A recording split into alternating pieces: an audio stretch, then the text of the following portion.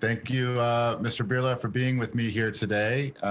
We are really excited to have you to be part of this event. And I wanted to ask you about globalization is the big topic that we're talking about. Um, and this pandemic, it may be the biggest blow to the shape of the world economy, but certainly not the first. So from trade wars in recent years to protectionism, to evolving geopolitical dynamics, globalization has already had a lot of brakes put on it. So we're curious if you think that this pandemic will force a further turn towards a term called slowbalization. So I think that's a very good question, and I think that globalization has been, in a way, knocked off the pedestal, so to speak, at least for now. Even before the pandemic, I think the trend of globalization had become quite apparent. So you had, for example, the US walking out of the TPP, you had raising trade barriers that were becoming, an increasingly sort of seen phenomenon. And I think that there was some tension brewing between nationalism and globalization that is perhaps reshaping the world and is perhaps the most dominant defining trend of our decade.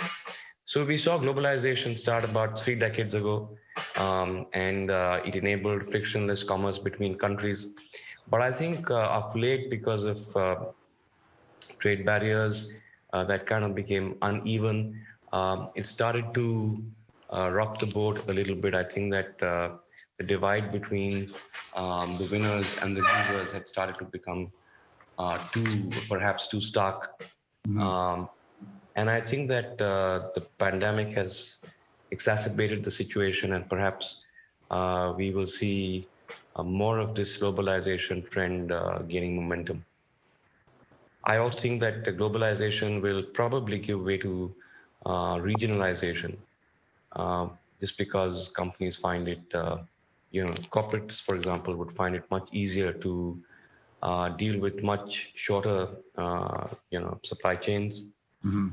And I see that two of our global businesses, Carbon Black, which operates out of 9 countries, Aluminium Rolling, which has a presence in 11 countries, suddenly value chains are becoming shorter on the supply side, in order to, not get entangled with a whole, maze of trade barriers.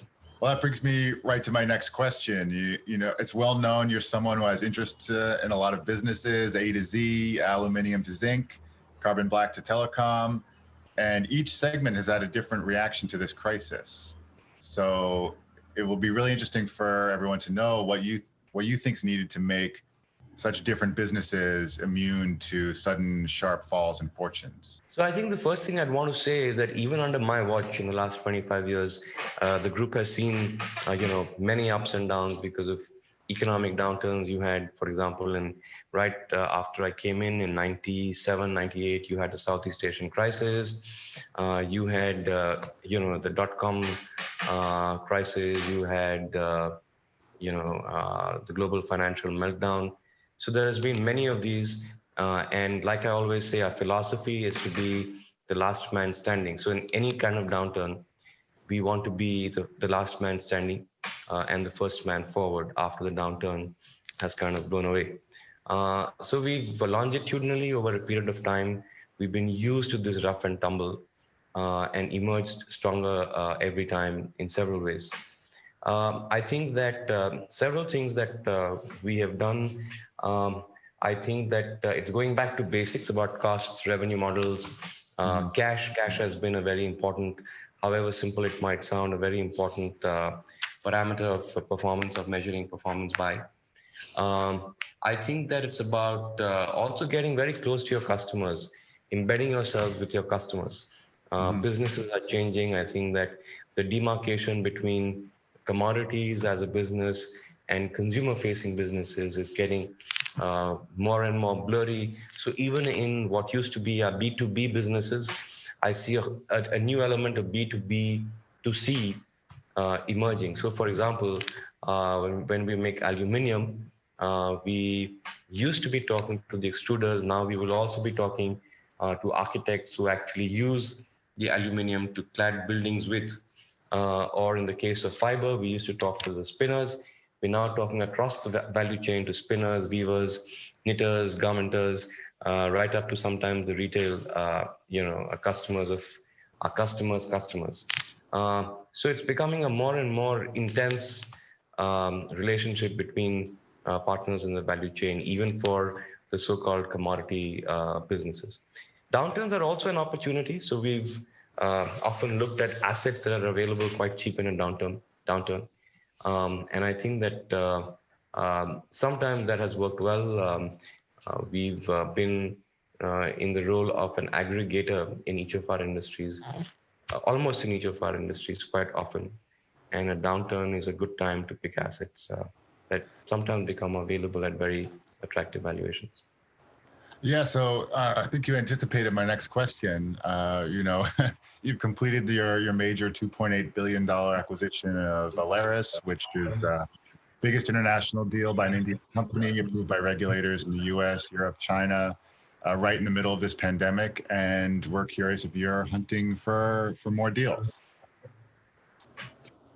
So yeah, I think the Alaris deal is quite remarkable because it happened in the middle of the pandemic. It required the permission of not one, not two, but three, regulators across three countries. That was interesting. The essential objective behind the takeover is to have a presence in new businesses that we haven't had a presence in already. Aerospace being one, which is very specialized, high margins, participation in building and construction, for example. These are in the aluminum rolling space, but verticals that we did not have a presence in. Therefore, we're looking at going into more and more value-added, higher and higher margin products that can be made out of rolled aluminium. But I think it's become very clear that there's a far more greater intensity and scrutiny on cross-border transactions. And this was a very unique example because you had 4,000 people joining our company, and you had, an induction program with practically no physical meetings, with very sort of stringent travel regulations. And I would have, I actually thought it would be very almost impossible to pull off, but I think that the teams did a great job. In terms of more, we've always been on the lookout for value accreting investments, whether they be greenfield or brownfield or inorganic. We've made actually more than 40 acquisitions in the last 2.5 decades, most of which have worked very well and served the purpose for which the acquisition was made. So I think it's about looking out for opportunities. Most importantly, they must fill a strategic gap and they must be value accretive. Is there a certain opportunity that's top of your list right now, something that you see as especially attractive in the pandemic, or a big opportunity in the middle of the pandemic? No, not really. I think that, at this time around, it's been a very different situation, right? I mean, you have human health and human life that has got impacted.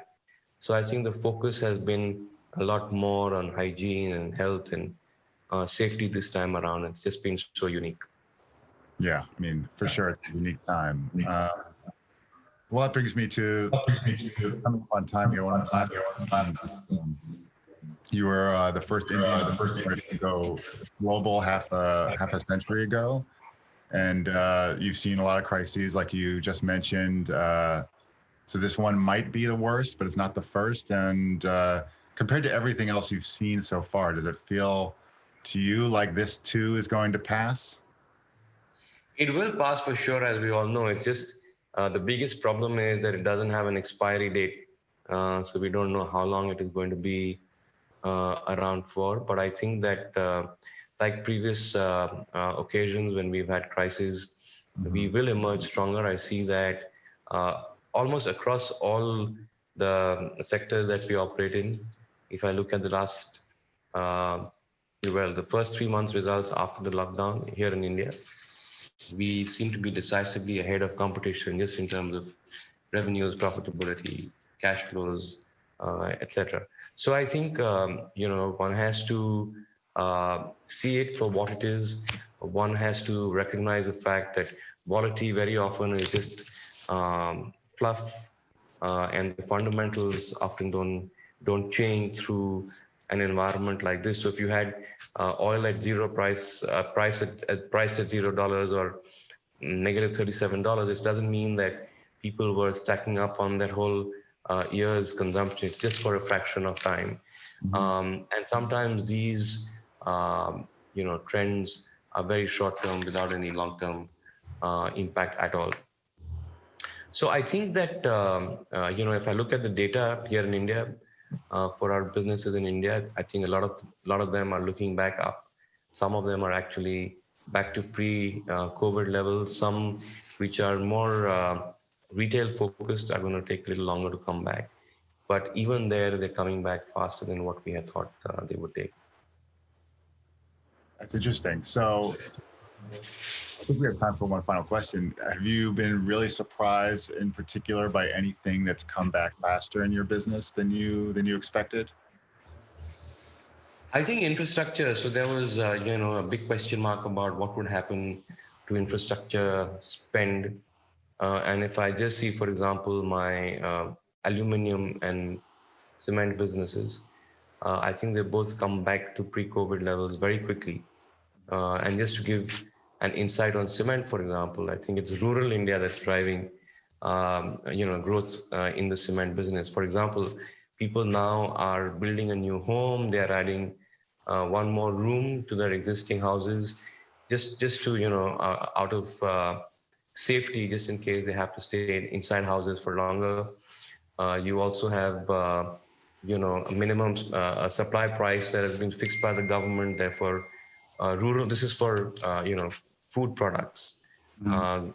uh, agri products, which means incomes in rural India have gone up, and you see people constructing their own houses, individual house builders.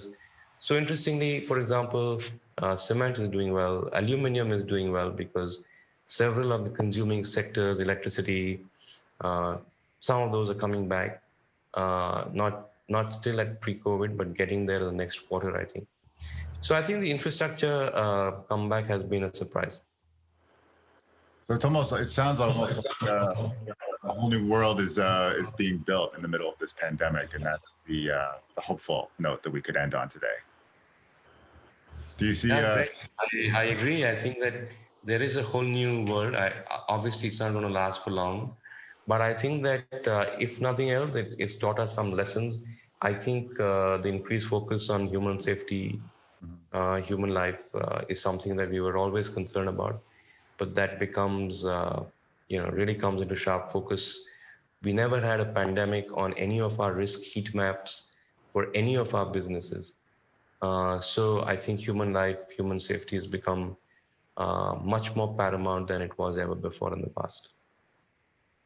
Well, and that's an important. So I want to thank you for your time. Thank you for being a part of this event with Thank you, Nick. Business Good to Insider. talk to you. Really nice to talk to you. Bye. See you.